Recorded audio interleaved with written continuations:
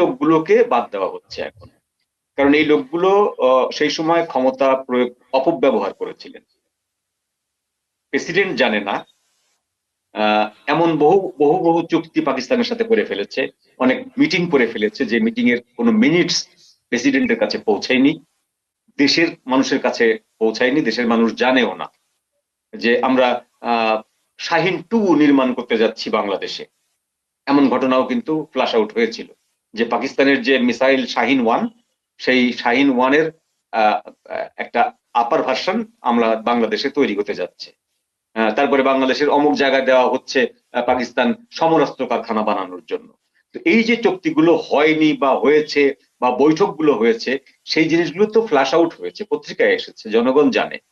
তো সেই জিনিসগুলো জানার পরে এই লোকদের ক্ষমতার অপব্যবহার সম্পর্কে বা এরা ক্ষমতায় থাকলে কত দূর যেতে পারে, এটা তো একটা ধারণা করা যায়, সেই জন্য এদেরকে বাদ দেওয়া হচ্ছে।